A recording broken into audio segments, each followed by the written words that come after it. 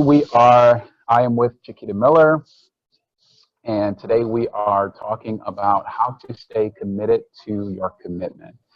And this is something that I felt strongly about this message, this subject, because oftentimes within fitness and wellness, we see people start off strong, and then a couple months down the road, they're sort of moving in the wrong direction, and then you talk to them again, and then they've stopped, right?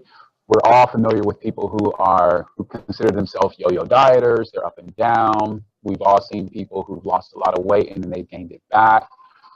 And so this conversation we're going to have today, which is a little bit different from the original format of the webinar, but just more of like a fireside chat between the two of us, is to address how can we stop to see that, how can we stop seeing that trend? How can we reverse that? How can we get people to be in a place to where they're not going up and down anymore, but they're steadily going up? And even if they may dip a little bit, their average continues to move forward and upward. And so that's what we're going to address today, how to do that. And that's our hope. By the end of this conversation, you are equipped, you are empowered with the tools, with the knowledge to be able to say, you know what, I get it. I'm going to change my life. I'm going to move in the right direction in terms of fitness and wellness. So staying committed to your commitment. The first thing you need to know is what you're committed to, right? What are you actually committing yourself to? A lot of people don't really know. They have this idea, or sometimes too grandiose of an idea, and they say, well, I'm going to lose all this weight. And they have no plan. They have nothing written down. They don't have any guidance. And so they end up falling off, right? So once you realize what you're committed to, and that's what I'm going to talk about, it makes it a little bit easier, actually a lot easier, to stick to it, because now you know your action plan. You know what you're about to do, okay? The way we find out specifically what we are committing ourselves to is through setting SMART goals. And SMART is an acronym that stands for, you'll see a couple different sort of meanings of this acronym, but this is the one I like to use. So the S is for specific, the M is for measurable, the A is for action oriented. Sometimes you'll see people say achievable, but I don't like that because it's too close to the R, which is realistic. And then the T is timed or timely. Okay, so I'm going to address each of those. And Chaquita, anytime, feel free to jump in with any of your input, or, but the specific. Okay, so someone, for example, beginning of the year, says, I want to lose weight, right? That's most people want to lose weight. All right, so, but what is it specifically? Like, what is it, or they'll say, I'll back up. They'll say, I just want to be healthier, okay? And so what do you specifically want to do? Okay, I want to lose some weight. I want to drop some pounds. Okay, so we're starting to take this abstract, very vague goal, and we're starting to break it down into its smaller components, okay, which will ensure success or help to ensure success. So when we say specific, okay, it's weight loss, and that leads, it's very closely tied to the M of this acronym. So it's measurable. Okay, so how much weight do you want to lose, right? How many pounds do you want to lose? Don't just say I want to lose weight, because that could be anything from a half a pound to 100 pounds, right? So put a number on it. Put a number on it. Make it measurable. Okay, let's say, there's someone, they want to lose 30 pounds. Great. We're getting a little bit more specific. Now we have a measurable component to it. And so now it's better, we're better able to track this as we move forward toward this goal. Okay, the A within the acronym, I like to use action-oriented as opposed to achievable, because this is where, to me, this is one of the most important parts of this acronym. And actually, it is the most important part, because this is what you are going to do specifically. What is your action plan in order to reach this goal? You can't just say, I want to lose 30 pounds, and then just leave it there. What are you going to do? What's your action plan? Well, I'm going to start walking every day. I'm going to, work on my nutrition, and I'm going to start to eat better. I'm going to lower my calories by such and such each day. And I'm going to start going to the gym so many times per week. Okay, so now we have an action plan, right? We have an action plan that's going to help us to reach that 30-pound weight loss goal. Okay, so the R, realistic. There's people that say, well, I've heard it all, and I'm sure Chaquita's heard a lot of goals where you're like, might want to set something a little bit more realistic for where you're at and the time that you have to be able to reach this. Because people say, I want to lose 60 pounds, 70 pounds, 80 pounds. And I'm saying, okay, so when do you want to do that by? 2 months from now. Too much, right? We want something that's realistic, and there's a couple of reasons for this. One, it helps with our confidence. It helps us because by setting something that's more realistic, it boosts us. It strengthens us in our resolve to be able to achieve more goals down the road, right? So not setting this large goal of, I want to lose 100 pounds in 4 months or 5 months. But saying, you know what, I'm gonna set this and make this something that I know that I can do, that I have more confidence in myself that I can do. And I'm going to just set that 30-pound goal by, leading into the last part of the acronym, which is the T, which is timed or timely, having a time component to that. Because if you say, I want to lose 30 pounds, you have everything lined up. And then you have no frame of reference time-wise, you can be losing that same 30 pounds for the rest of your life, right? And so there's no accountability either. There's no self-accountability or even accountability. Let's say you're working with a professional such as Chaquita or myself to help you, to guide you through this process. We don't know when how to measure your success here. Because if you're saying 30 pounds, just whenever, well, I can follow up with you next year and you've lost 1 pound and you're like, well, hey, I'm doing good because I only have 29 more to go. I don't know. I mean, I think we can do better than 1 pound a year. Right. So set that realistic time reference there so that it keeps you accountable, and then hit that goal, knock it out the water. And now, you have the confidence, you have you feel empowered, and then set another one after that. So that's, go ahead. I would go so far as to say one thing that I've learned about goal setting is set the next goal before you've reached the first one. Because one thing that I know about myself and I've seen with other, people who are, I like to say that I'm pretty, good at achieving certain goals or at achieving goals in general. But what happens is once we hit the goal, we flatline. So if we continue to move the goal line, we always are moving towards something. So let's say, you have that SMART goal to lose, 30 pounds in 6 months, so maybe you're doing an average of 5 pounds per month, which is realistic. It's not going to cause you to do anything extreme to get to 5 pounds per month. You can maintain a lifestyle outside of just the weight loss, because that's important. You don't want to be so tunnel or have such tunnel vision that everything else falls apart. And what you do is, okay, like you said, a lot of people set goals to lose a certain amount of weight. Let's say by summer, I want to be fine by the summer. Okay, but once summer hits, then what?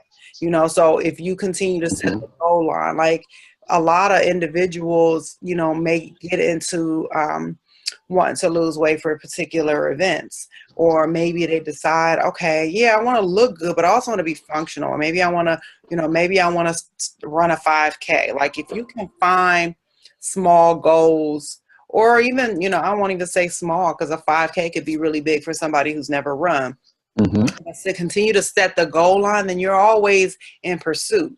And I also want to preface like the whole SMART before you even set the SMART goals. Like, what is the reason? Like if you don't have a solid reason behind why this goal is important, you're going to fall off, because if it's just for summer, summer comes once a year. That's right. I just want to look good in the summer.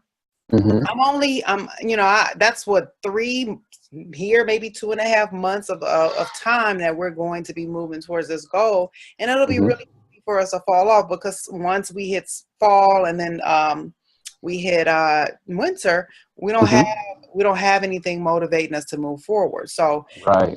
Your reason, and people always say, like, what's your why? Your why is really what you come back to when things aren't going the way that you want to, or you're not seeing progress. And kind of what Tim said, like, setting realistic goals helps you, continue that momentum, because you're not going to be motivated. Like if I could reiterate, and if I could drive a point home today, would be that you will not always be motivated. There's nobody in the fitness space that I know that is always motivated to go to the gym. They go because they're committed, because they understand my why is that I want to feel better in my skin, or I don't struggle with this weight thing anymore. I don't want to continue to feel bad about myself because of the way that I look or the way that I feel, or, letting my children down or letting my spouse down because I don't have the energy to do things and be active. So your why is going to always be your driving force. And the bigger the why, the bigger the likelihood that you'll stay, motivated and committed. I'm sorry, not motivated, but you'll stay committed to the process. And we always talk about like lifestyle, like changing your life or fitness as a journey. You don't get to a level of fitness and think that you stay there. You have to maintain it. It is always going to be something that you're going to have to work for. You're going to always need to work for, your physique. You're going to always need to be doing things to maintain a certain level of health. So if you can get it in your head that I'm going to have to adopt some habits along these, the goals help create like the street, the pathway through which you're right. But the habits are what's going to keep you on the street and keep you from veering off the trail, off the path. Understanding like that there's habits. There are some non-negotiables when it comes to fitness and wellness and nutrition, sound nutritional practices. There are some things that are non-negotiable. Like, people will try to tell you, no, I can do this and that. That's not going to work out well for you in the long run. You may be able to get away with it right now, but at some point, so, the goals definitely need to be addressing a huge pain point. Otherwise, you'll find a way. I am the master of justification. I can always talk myself out of doing why I'm not going to do this, because, well, if I do it this way, don't even get into the mind trickery that comes, trying to get yourself out. Set a goal and then set the next one. So halfway through reaching that 30 pounds, let's say you're at 15 pounds, you're like, okay, I can do this. Set the next goal. And set it for several months beyond once you hit that 30-pound target, and you'll see that, okay, like once you have something to move towards, it's a little easier to stay on track. That's good. That's a lot of good stuff there. There is, even within that process too, as you're sort of breaking this goal up, right? You're saying, okay, I'm at 15, I'm halfway there, I'm getting there, I know I can do this now. Don't forget to reward yourself. So understand that you can pat yourself on the back. You can get yourself something. One of the things that I used to tell some of my clients, my personal training clients, is number one, do not reward yourself with food, right? Because you're defeating the purpose. But, say once I get here, once I get, let's say 10 pounds or 15 pounds, I'm going to buy a new workout outfit. I'm going to buy something that is constructive, something that is nice, something that I've wanted, maybe new. You're got that 5K coming. I'm going to buy some new shoes once I hit so many miles within a week. So you always have something to work toward. The other thing that I love that you brought up is that having that maintenance mindset and understanding that even with the health belief models and the stages of change models, a lot of them, they teach that even once you get to that maintenance phase, there's always that slim chance of relapse. There's always that chance that you can fall backwards, right? And so, like you said, focusing on that why. Why are you doing this? What is the real reason? What is going to keep you from relapsing? What is going to keep you in that maintenance phase and then progressing? Because I tell people, you always have to have new challenges. You always, we've never arrived, right? We've never come to that point to where, okay, I'm cool and I can just kind of coast. I can coast with my fitness, set new challenges, set new goals. If it's extra reps on a certain exercise, if it's, maybe a new set of, level of body fat percentage, and say, okay, I want to get to there. Whatever it may be. Maybe it's another competition. Maybe it is one of these adventure races, something that's going to keep us engaged with the process, loving the process. And I think you hit on some really good things there with that. And just one more thing is that, I encourage my clients that you're not always, like you say, you're not always going to feel like, okay, I'm about to go into the gym or work out at home, and I'm going to tear this workout up. I am going to demolish these weights. I'm going to rock this workout. It's not like that every day. And so I tell them, if you have, I'm like, I never ask for, you to be 100% every day. Never ask for it, because it's not realistic. But if you have 80% to give today, give me that full 80%. If you have 60% to give today, give me that full 60. Because as long as you give me the full of what you can give today, then you're going to keep moving in the right direction.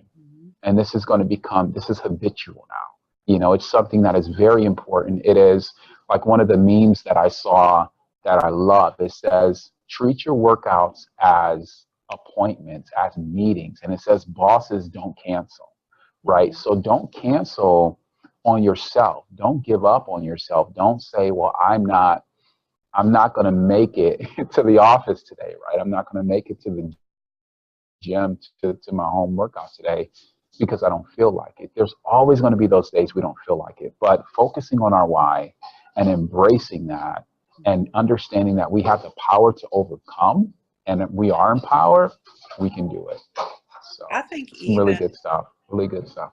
If we can get in the habit of understanding that taking care of your body is not optional. Right. A lot of us don't understand that we have to live in this vessel until we die. Mm-hmm.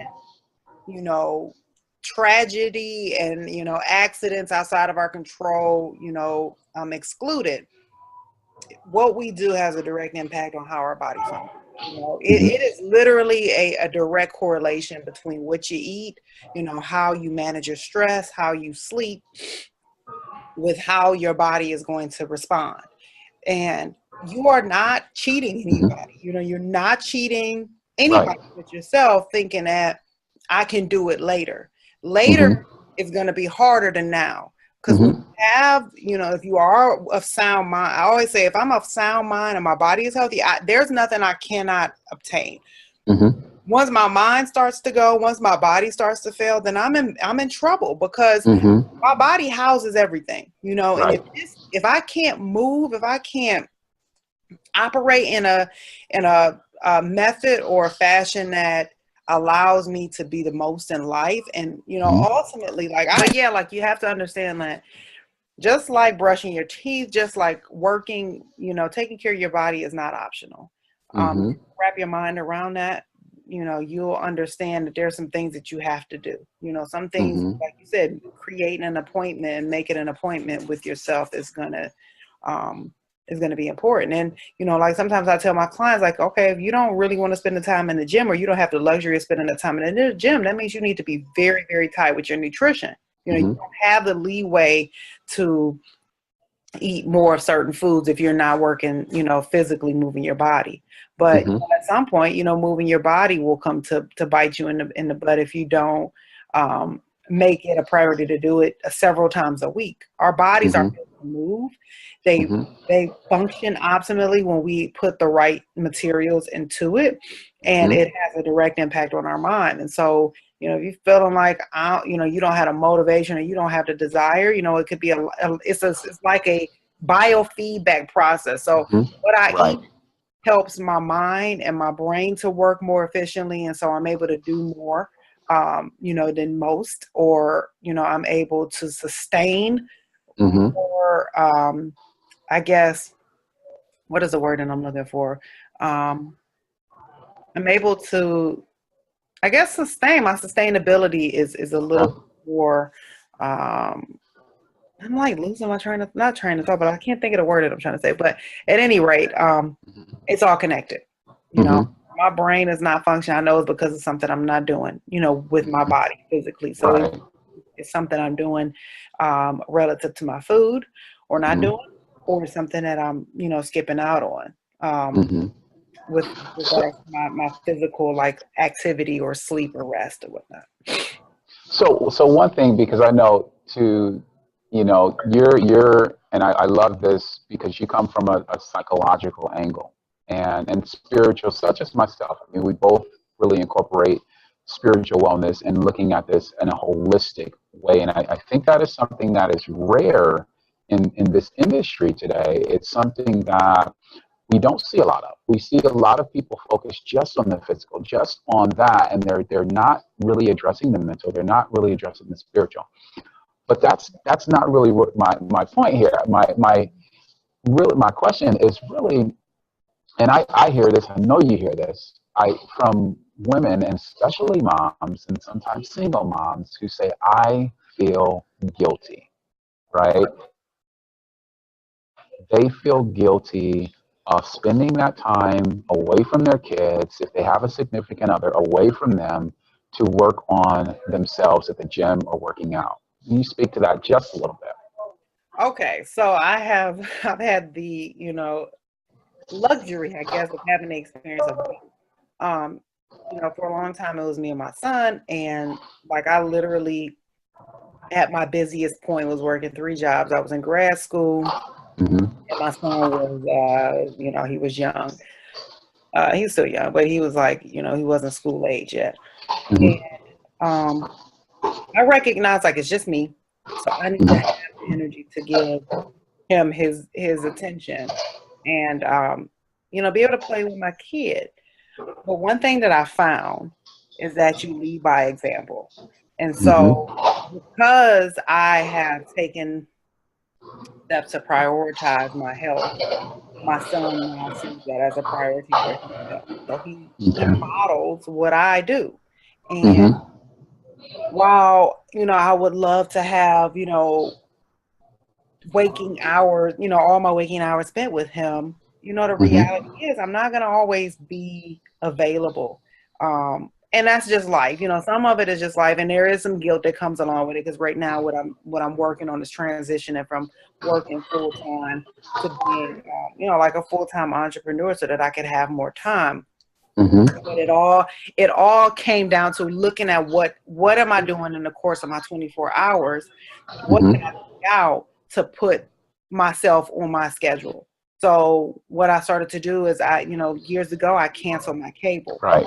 I Mm-hmm. I stopped coming home and sitting in front of the TV. Mm-hmm. Literally come home, drop stuff, do homework, and get moving out the door to the gym. You know, I Okay. found a way to sacrifice the things that we think we can't live without. Like I could do without TV. I could do without TV. Mm-hmm. You know, I could do with, like, I started using the early mornings to work on my workouts. Like I would Mm-hmm. go and I would, you know, for a minute I would do like my workouts in my living room or whatnot. I would wake up maybe an hour earlier because I, Mm-hmm. yeah. Oh, excuse me, I'm sorry. I understood that it was important that I did that before my day Mm-hmm. started. Right now, the top of my days are dedicated towards myself. So I work out in the morning, and I have a Mm-hmm. boyfriend now, but he also has caught the bug, so he's physically active as well. You know, Awesome. Okay. so it, you know, you it's never. I won't say never, because there was a period of time when I did compete, when I competed in the competition. Mm-hmm. Everything was focused on that to the exclusion of everything else, and I didn't feel like that was a healthy period in my life. Like, Mm-hmm. you know, I was trying to isolate myself from my boyfriend because I knew he liked to eat food, and then we would go out to dinner, and I'm like, I can't go over, we can't hang out. Mm-hmm. Right. Have my family over because I was at the gym. If I wasn't at the gym, I was preparing foods or I was asleep. Mm-hmm. It really wasn't sustainable for me to move in that plane. But that's the extreme, and that's what a Mm-hmm. lot of people see on social media is Right. like they see these bodies that are sculpted to God, sculpted like gods, and it's like, well, what did it take to get there? So when you Mm-hmm. work with somebody who's a coach and who has insight onto what you need to have, what do you need in place to have your body move forward towards your goals, they can Mm-hmm. paint a better picture on what it's going to take from you to do that. And Mm-hmm. like what I try to do with my clients is like, okay, well, I want you to take some inventory over how you spend your time. Right. That's All of right. us have the same amount of time.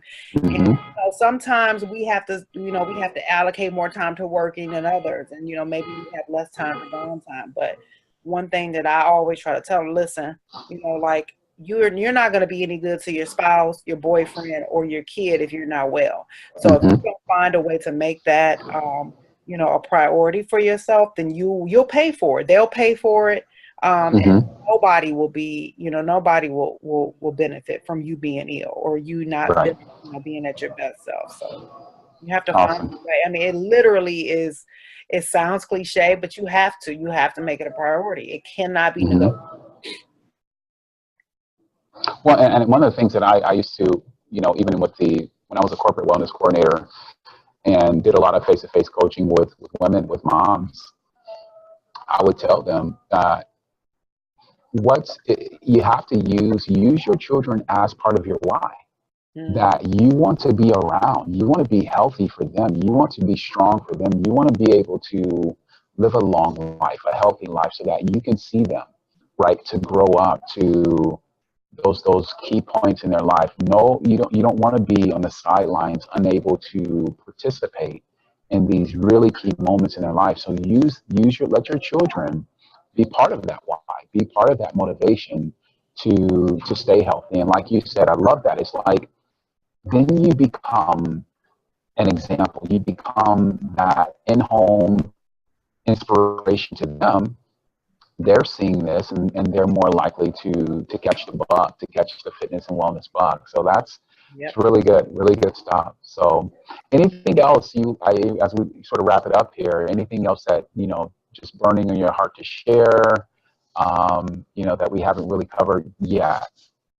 Um, what I have okay, this is a trend that I see, and I was at one point guilty of the comparison.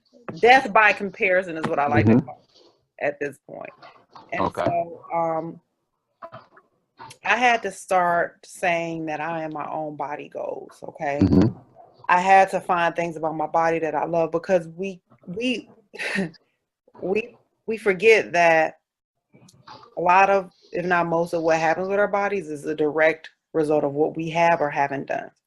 Mm-hmm. And so we get frustrated with how we look because we wish we had this or we wish we could do this with our body. Not understanding that we absolutely can have the kind of body that we want, but we can't have the kind of body. I can't have the kind of body you have, Tim. I mean, even if, Mm-hmm. like, let's say we were both women or both men, like I can't have Mm-hmm. your Right. body, you can't have my Right. body. I Right. can have my body and I can optimize my body to the best of my ability.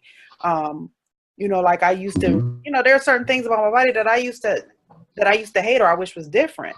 But I understand, like, Mm-hmm. there's things about my body that I really enjoy. Like I Mm-hmm. really love that I've been able to have a baby and I've been able to bounce back from that. Just thinking about all of the stuff that we withstand. Like Mm-hmm. I treated my body like crap. In my younger years, like I would drink.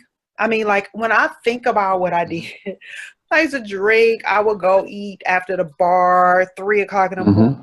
Peter Pan's, like if anybody knows about Peter Pan's in East Cleveland, like chicken wings, fries, like, but I'm still here. So as long Mm-hmm. as we are still able to move and we are still living, there is an opportunity to turn it around.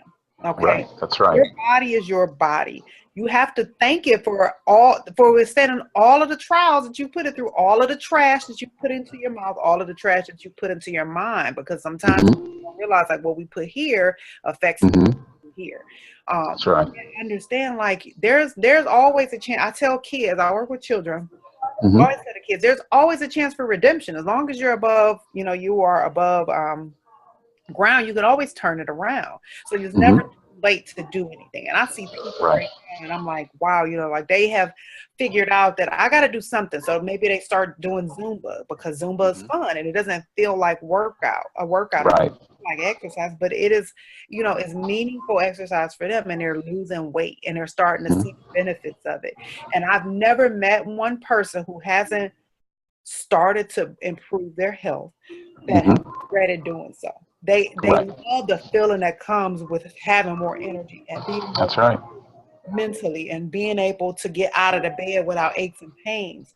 It is Mhm. literally the fountain of youth. And if you can understand that, if you want to be around for the people that you care about, Mhm. this is part of the plan. Just like Right. taking care of, you know, you wake up every day, you go to work with the expectation that you're going to get a paycheck and you Mhm. 2 weeks. You have to wake up and understand that the work that you do today will have an impact Mhm. next month, next year. Right. If you can Right. think about what you do today, you know, benefits what you do, you know, but benefits your future self. Just like getting up every day. You ain't getting paid. I don't get paid every day. I don't know about you, but every day I wake up with the expectation that I'm going to get a check in a couple weeks. But I have Right. to work each day for that. You know, I'm not going to Mhm. always see the immediate, you know, reinforcement or the immediate reward for working. You know, so I have to Mhm. find something that drives me every day. Every day I understand, like, maybe, you know, today I ain't feeling work, but I do enjoy what I'm able to do with my paycheck in a couple of weeks. So if you can think about what you do Right. now Right. having an impact on your life in a couple of weeks, you know, months, years down the line, you'll be more Mhm. careful, should be more mindful and careful about what you do on a day-to-day basis. Mhm. That's good. That's really good. Yeah, appreciate you sharing that as well.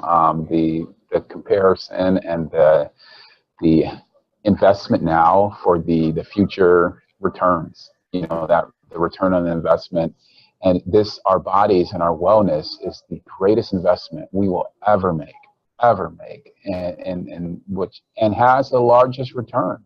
You Yes. know, so much more than anything else in this world. So appreciate you sharing that. And yeah, I mean, just looking back over this conversation today, the SMART goals, the mindset to stay committed, you know, just the inspiration, the motivation, what is your why, just to piece all this together, being empowered and making sacrifices and understanding the process, loving the process, you know, and then realizing that your body is your body, is that, you know, you set your own body goals based on your body, not on other people's, not on Instagram bodies, not on Facebook bodies, you know, but your body. So yeah, I think it's a great conversation. I'll post the links to both of our websites. We're both available for coaching. We are colleagues, we are friends. Mhm. And we will definitely be able to help anyone who's watching this to reach your goals. So again, Chiquita, thank you for the conversation today. Thank you. And yeah, and so we will do this again. We will do this again, maybe on a different subject. You know, I'm looking forward to, and even having some other professionals within the field, the wellness field, come on, and you know, who knows where this will go. But definitely excited to get it started. So, Yes, but please. yeah. Yes. All right. Well, you take care, and everyone, we thank you for watching, and God bless. Thank you. All right.